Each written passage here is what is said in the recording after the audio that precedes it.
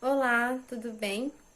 Iremos agora iniciar a apresentação do tema 6, que é Diplomacia, a carreira diplomática no Brasil. E iremos falar também sobre os tratados que o Brasil é signatário. Este grupo é formado pelo Alexandre, pela Brenda, por mim, Heloísa, pela Jaqueline, pela Tayane e pelo Wesley Samuel. Bom, os diplomatas, vamos primeiro a esse tópico. O que eles fazem, que assuntos defendem, qual é o papel deles, como é o serviço deles.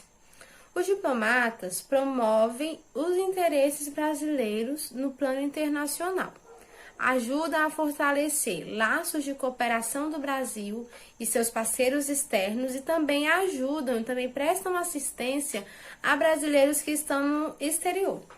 Durante a carreira do diplomata, ao longo da sua carreira, eles se ocupam de variados assuntos, eles são muito diversos mesmo, como temas sociais, meio ambiente, energia, paz, segurança, promoção comercial, investimento, cooperação para o desenvolvimento, promoção da cultura brasileira, cooperação educacional, cerimonial e protocolo, dentre outros. Além de negociar em nome do Brasil, junto a 194 países que nós mantemos relações, o diplomata também pode representar o Brasil, a nossa nação, nas diversas organizações internacionais das quais somos membros. Dito isso, vamos então ver algumas atividades que fazem parte da rotina dos diplomatas. O primeiro nós já falei, que é representar o Brasil perante outros países e organizações internacionais. O segundo participa de reuniões internacionais e nelas eles negociam em nome do Brasil. Então, nós podemos ver aí a tamanha responsabilidade deste cargo, que é negociar em nome de uma nação. Ele reúne informações que contribuem para a formulação de política externa brasileira. Promove o comércio exterior brasileiro e atrai turismo e investimentos. Promove a cultura e os valores do povo brasileiro e presta assistência consular aos compatriotas no exterior. Bem, ao desenvolver atividades consulares, o diplomata também apoia e orienta brasileiros, estudantes, vítimas de desastres naturais, violência doméstica ou urbana, presos ou desvalidos. Também cabe lavrar atos notariais e organizar as eleições no exterior. Vamos agora ver um pouco, nós vamos tratar isso mais adiante com mais profundidade, mas vamos só ter um pouco desse apanhado geral. Como que é o ingresso da carreira diplomática? Então, ele dá mediante concurso realizado pelo Instituto Rio Branco, órgão do Itamaraty encarregado da seleção e do treinamento e do aperfeiçoamento dos diplomatas. Esse concurso de admissão, ele é realizado anualmente desde 1946. O diplomata, ele ingressa na carreira como terceiro secretário e com base em critérios que também serão aprofundados nesse trabalho, ele vai sendo promovido a segundo secretário e a primeiro secretário, a conselheiro, a ministro de segunda classe e ministro de primeira classe, o embaixador. Bom, e a Constituição Brasileira de 1988, no artigo 12, parágrafo 3º, inciso 5º, dispõe de forma bem ampla que são privativos de brasileiro nato os cargos da carreira diplomática. E o edital costuma ser bem específico e traz como requisitos para investidura no cargo de diplomata: está em gozo dos direitos políticos, está em dia com a obrigação do serviço militar para os candidatos homens, está em dia com as obrigações eleitorais, apresentar diploma devidamente registrado de conclusão de curso de graduação de nível superior, emitido por uma instituição de ensino credenciada ao Ministério da Educação, o MEC, e no caso da graduação ter sido realizada em instituição estrangeira, caberá exclusivamente ao candidato a responsabilidade de apresentar até a data da posse a revalidação do diploma exigido pelo MEC nos termos do artigo 48 da Lei 9.394 de 1996.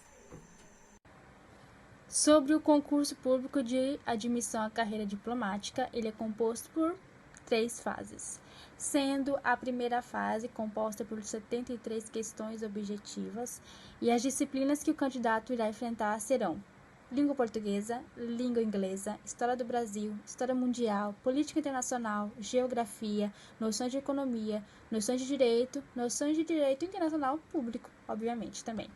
A banca responsável é a banca CESP, com questões de certo e errado, e tem que tomar muito cuidado porque uma questão errada anula uma certa. A prova nessa fase é dividida em 2 turnos, né, pelo turno da manhã e pelo turno da tarde, ou seja, será um dia muito exaustivo. A segunda fase consiste em uma prova de português para qualificar a competência de leitura e análise crítica do candidato. Por quê? Porque a língua portuguesa ela é o instrumento de trabalho do diplomata. Então, cada palavra tem um peso, cada palavra tem um significado e todas elas têm que ser utilizadas devidamente por conta do seu alto cargo que é exigido. Nessa fase, a banca espera que o candidato se revele com alta maturidade intelectual e com alta capacidade de incorporar e de se interrelacionar com diversas leituras, sem afastar-se do tema principal. Por exemplo, falar de outros assuntos, mas interligando com aquele tema principal, né? Alto nível linguístico. A prova de segunda fase era dissertativa e já teve temas como política externa, história do Brasil, história sobre interpretações culturais brasileiras e de literatura. Essa prova tem duração de 5 horas. Sobre a terceira fase, essa fase é o seguinte: o candidato, ele não é tipo, vai fazer a segunda fase só se passar na primeira. Ele fará todas as 3 fases, independente de se não tiver passado, não. Ele vai fazer todas as 3 fases. Só que a terceira fase só vai ser corrigida se ele atingir uma pontuação na segunda fase. Essa pontuação é de 60 pontos. Serão em 3 finais de semana corrido, um atrás do outro, mas a terceira fase será corrigida se tiver conseguido 60 pontos na segunda fase. Nessa terceira fase, o candidato irá enfrentar disciplinas como língua inglesa, história do Brasil, política internacional e geografia, noções de economia, noções de direito internacional público e língua espanhola e língua francesa. É importante dizer que todas as disciplinas serão textos dissertativos para falar sobre cada assunto que tiver lá dentro, ou seja, exige realmente uma alta capacidade linguística. Então, para essa prova, o candidato ele tem que ter um domínio muito grande de inglês, tem que ser muito bom em inglês e além de dominar as línguas espanhola e francesa para conseguir um carguinho aí. Bom, dando continuidade ao trabalho, nós vamos nos ater agora à organização da carreira diplomática, a seus cargos e funções e o que faz cada um desses cargos. Também vamos nos preocupar nesse momento do trabalho em falar um pouco de cada função, como que a pessoa progride dentro do plano de cargos e carreiras da instituição do Itamaraty, e vamos falar um pouco também sobre o papel desempenhado por cada uma dessas funções. Bom, a carreira diplomática ela está organizada nos seguintes escalões hierárquicos. Primeiramente temos o terceiro secretário, o segundo secretário, o primeiro secretário, conselheiro, ministro de segunda classe, ministro de primeira classe, que é o embaixador. Apenas a promoção de terceiro para segundo secretário é automática, sendo que a pessoa, a partir do momento que ela passa um determinado lapso temporal na instituição, concursado, servidor público, ele, obedecendo apenas o quesito temporal, passará a progredir automaticamente para o cargo de segundo secretário, de terceiro para segundo secretário. As demais promoções que já foram faladas dependem de requisitos e tempo de serviço no exterior, tempo de serviço efetivo e conclusão de cursos especiais, ou seja, são por mérito do próprio servidor. Por exemplo, para ser promovido a primeiro secretário, o diplomata precisa concluir o curso de aperfeiçoamento de diplomatas, o CAD. E para ser promovido a conselheiro, o ministro da segunda classe, de conselheiro a ministro da segunda classe, é necessário concluir o curso de altos estudos, o CAE. A própria estrutura de promoções requer a realização de curso de aperfeiçoamento, prova que mostrando que a carreira diplomática requer estudo constante. A diplomacia é uma carreira profícua que oferece diversas oportunidades ao indivíduo, mas também é exigente e demanda aprimoramento, dedicação e atualização constante. Com certeza é um mundo de muitos estudos e indubitavelmente é uma carreira que requer muito aprofundamento teórico, prático e certamente é uma carreira acadêmica de alto nível. Após a aprovação do concurso de admissão do Instituto Rio Branco, o IRBR, o diplomata começa com um posto inicial de terceiro secretário. O diplomata exerce essa função enquanto ainda está sendo treinado pelo Instituto Rio Branco. E lá é a sua primeira experiência na carreira diplomática. Ele está sendo treinado, mas com o término dessa capacitação, de terceiro secretário, ele já passa automaticamente para o cargo de segundo secretário. Foi o que eu falei. A partir do momento que ele conclui esse lapso temporal de formação, de aperfeiçoamento, ele vai automaticamente para o cargo de segundo secretário. É importante frisar também que esse lapso, esse aperfeiçoamento no Instituto Rio Branco, ao final dessa formação, o servidor público ele recebe o título de mestre em diplomacia. Continuando, o cargo de segundo secretário, após essa conclusão de aperfeiçoamento dentro da carreira diplomática, ele começa a participar e a trabalhar através de demandas internas da instituição, trabalhando no Brasil. O diplomata deve exercer suas atividades no local em que for designado, seja em Brasília, seja nos postos oficiais do Itamaraty, e deverá obedecer critérios do plano de cargos e carreira dos servidores públicos do próprio Ministério do Exterior e também deverá fazer o curso de aperfeiçoamento para poder progredir. Já o cargo de primeiro secretário pode trabalhar como assessor do ministro das Relações Exteriores ou secretário-geral do presidente da República. É um cargo para ser cumprido em Brasília, já que é o primeiro secretário que auxilia e acompanha os deputados e senadores nos processos de autorização, de ratificação e de tratados no Congresso Nacional. O cargo de conselheiro, para conseguir essa promoção, é necessário que o diplomata deva ter no mínimo 9 anos de serviço. O papel do conselheiro é de chefe de divisões, como a de diretores humanos, as das Nações Unidas ou de missões diplomáticas do Grupo D. Posteriormente, após esse período de 9 anos de instituição, o cargo de ministro, o servidor, o diplomata, ele passa para o cargo de ministro de segunda classe. O ministro de segunda classe é responsável pela chefia das divisões do Itamaraty, como Meio Ambiente, África ou Oriente Médio. Após esse período, chegando ao cargo de ministro de primeira classe, esses ministros são os embaixadores, também chamados de chefe de missões diplomáticas, embaixadas ou representações em organismos internacionais. É interessante nessa situação que os embaixadores, diplomatas de primeira classe, eles são nomeados pelo presidente da República, assim como também a sua nomeação a cargos como, por exemplo, ONU, Organização Mundial da Saúde, Organização para Combate à Violência Infantil, são cargos escolhidos e nomeados pelo presidente da República. Obrigado. Boa noite, professor. Meu nome é Alexandre, eu vou dar continuidade no trabalho do nosso grupo CIS aí, né? Falando um pouco mais sobre os tratados que o Brasil é signatário, né? Para que a gente possa descrever esses tratados e mais à frente exemplificar, né? eles, eu acho importante trazer o conceito de tratado internacional e trazer a competência, né? A quem cabe a competência de legislar sobre os tratados internacionais aqui no nosso ordenamento jurídico brasileiro, né? Segundo definiu a Convenção de Viena do Direito dos Tratados, em 1969, a Convenção de Viena, que é um marco inicial regulatório, né, bastante importante em relação ao tratamento, né, dos tratados.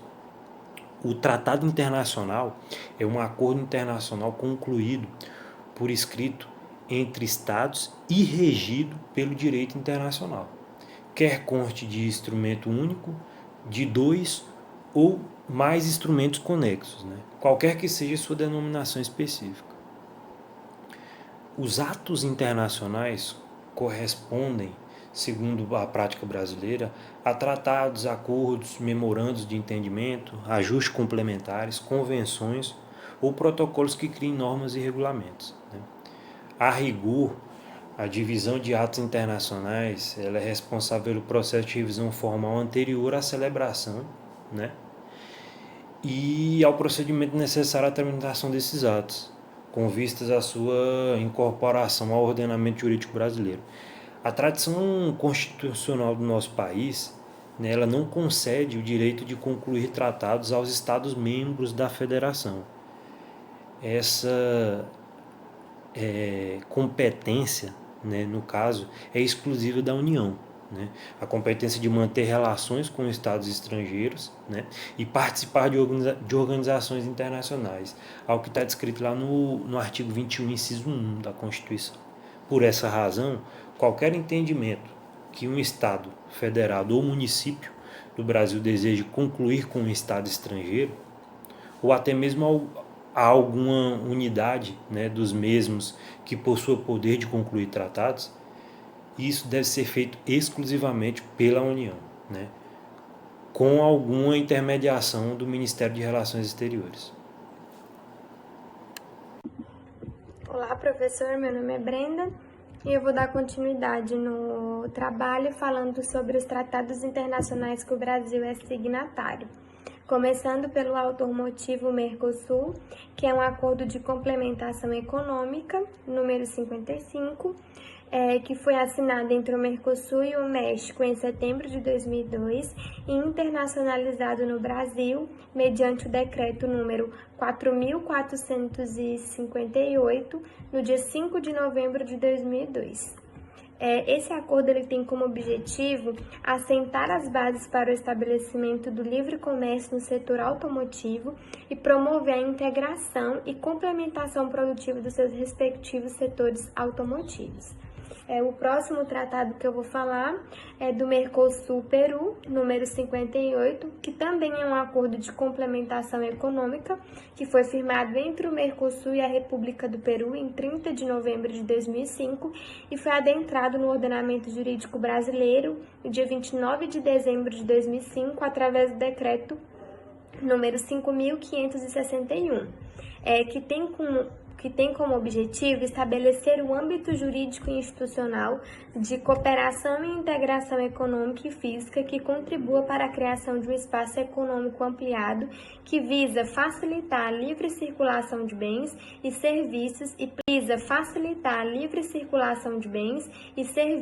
plena utilização de fatores produtivos em condições de concorrências entre as partes signatárias, estabelecer uma área livre de comércio entre as partes, os contratantes mediante a expansão e diversificação do intercâmbio comercial e a eliminação das restrições tarifárias e não tarifárias que afetam o comércio, alcançar o desenvolvimento harmônico na região, levando em conta as assimetrias derivadas dos diferentes níveis de desenvolvimento econômicos da parte signatárias e promover o desenvolvimento e a utilização da infraestrutura física, com especial ênfase no estabelecimento de corredores de integração que permita a diminuição de custos e a geração de vantagens competitivas no comércio regional recíproco e com terceiros países fora da região, promover e impulsionar os investimentos entre os agentes econômicos das partes signatárias promover também a complementação e a cooperação econômica e energética, científica e tecnológica e também promover consultas, quando necessário, nas negociações comerciais, que efetue com terceiros países e agrupamentos de países extra-regionais. O próximo tratado que eu vou falar é do Mercosul, Colômbia, Equador e Venezuela, número energética, científica e tecnológica e também promover consultas, quando necessário, nas negociações comerciais, que efetue com terceiros países e agrupamentos de países extra-regionais. O próximo tratado que eu vou falar é do Mercosul, Colômbia, Equador e Venezuela, número 59, que também é um acordo de complementação econômica entre esses governos citados, junto com o Mercosul, apenso por cópia do presente decreto, né? Esse decreto, ele tem o objetivo de promover o incremento dos fluxos de comércios bilaterais por meio do intercâmbio de preferências tarifárias entre as partes, cooperação em temas de comércio e participação crescente no setor privado. Outro tratado é o Brasil e Suriname. Esse acordo tem como objetivo a concessão de preferências tarifárias no comércio de arroz. Ele foi decretado em dezembro de 2012 e está sendo cumprido integralmente em seus termos. O outro tratado é o Mercosul de Israel, que é um acordo de comércio preferencial entre o Mercosul e a Índia, a ser celebrado pelo Bloco Sul-Americano, com países localizados fora do continente. Ele está vigente desde 1º de junho de 2009, quando foi promulgado no decreto. Tem o Mercosul e SACO, que é outro tratado, né, que é um acordo também de comércio, que é entre o Mercosul e a União Anduneira, formada pela África do Sul, Namíbia, Botsuana, Lesoto e Suazilândia, que está vigente desde 1º de abril de 2016, quando ele foi promulgado no Decreto 8.703, que ele engloba as 1.826 linhas tarifárias ofertadas pelo SACO e os 1.076 itens pelo Mercosul, dando margens de preferência de 10%, 25%, 50% e 100%. E tem o Mercosul do Egito também, que é um tratado, que é um acordo de livre comércio. Esse Mercosul foi o primeiro acordo da modalidade a ser celebrado pelo Bloco Sul-Americano e o acordo foi assinado em agosto de 2010 e aprovado pelo Brasil por intermédio de um decreto legislativo número 2016 em 2015. Ele dá abertura ao mercado bilateral de bens com abrangência de aproximadamente 9.800 linhas de universo tarifário. Esses foram os tratados que eu mencionei, que o Brasil é signatário, e a colega vai dar continuidade nos outros tratados que o Brasil também é signatário. Obrigada. Acordo de Bens Culturais entre Países, ALADO AR07, de cooperação e intercâmbio de bens nas áreas cultural, educacional e científica, foi assinado em 27 de outubro de 1989, internalizado ao ordenamento jurídico brasileiro pelo Decreto número 97.487, tem por objetivo a formação de um mercado comum de bens e serviços culturais com ampliação dos níveis de instrução, capacitação e informação, bem como do conhecimento recíproco das diferentes culturas dos povos da região. O Acordo de Complementação Econômica número 02 tem por objetivo a consolidação e a integração regional, reduzindo o desequilíbrio do comércio do setor automotivo entre Brasil e Uruguai, sem prejuízo dos atuais níveis de comércio. A data de sua assinatura foi 17 de setembro de 2008 e sua vigência se iniciou em 31 de setembro do mesmo ano. O Acordo Brasil-Argentina número 14 foi internalizado no Brasil por meio do Decreto número 60, de 15 de 3 de 1991. Com a assinatura do Tratado de Assunção e a criação do Mercosul, em 1991, o comércio entre o Brasil e a Argentina passou a ser realizado ao amparo do ACE 18. O Acordo Brasil-México número 53, subscrito entre Brasil e México em agosto de 2002, estabelece preferências físicas a cerca de 800 itens, Resultado de 4 anos de negociações entre os dois países, o processo de internalização do acordo foi mais longo no México do que no Brasil, sendo que este passou a vigorar somente a partir de 2 de maio de 2003, respeitando o limite de 30 dias após comunicação junto à ALAD das duas partes, de acordo com a normativa do tratado.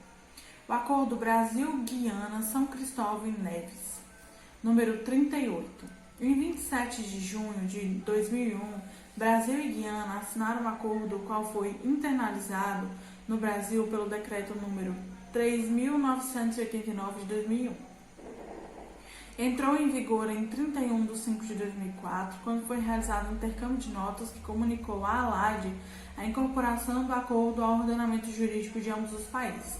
Posteriormente, São Cristóvão e Neves aderiram ao acordo. O Acordo Brasil-Venezuela número 69. O Acordo de Complementação Econômica número 69 foi firmado entre a República Federativa do Brasil e a República Bolivariana da Venezuela em 26 de 12 de 2012. Incorporado ao ordenamento jurídico brasileiro mediante o decreto número 8.324, de 6 de 10 de 2014. Com a adesão da Venezuela ao Mercosul, o comércio bilateral Brasil-Venezuela passa a ser amparado pela ACE número 69. O acordo concede livre mercado às importações originárias da Venezuela. O acordo de ampliação econômico-comercial Brasil-Peru, ainda sem vigência. Em abril de 2016, o governo de Brasil e Peru assinaram um acordo de ampliação econômico-comercial entre a República Federativa do Brasil e a República do Peru, que disciplina matérias de investimentos, serviços e compras governamentais com vistas à maior integração comercial e aceleração de seus processos de desenvolvimento econômico e social. Este acordo deverá ser submetido ao Congresso Nacional Brasileiro pela entrada em vigência. O Acordo Brasil-Paraguai, número 75. As operações comerciais do Mercosul foram normatizadas através do Acordo de Complementação Econômica número 18, implementado no Brasil pelo Decreto número 550, de 27 de 5 de 92. Esse acordo foi firmado ao amparo da ALAD. Mercosul, ACE 18. As operações comerciais do Mercosul foram normatizadas através do Acordo de Complementação Econômica número 18, implementado no Brasil pelo Decreto número 550. Este acordo foi firmado ao amparo da ALAD, com o objetivo de facilitar as criações necessárias para o estabelecimento do mercado comum. O Acordo Mercosul-Chile, ACE número 35. O Acordo de Complementação Econômica número 35, Mercosul-Chile, foi firmado na República Argentina em junho de 1996, internalizado no Brasil pelo Decreto número 2075 de 96, de 19 de novembro do mesmo ano. O acordo tem entre seus objetivos o estabelecimento de uma área de livre comércio entre as partes.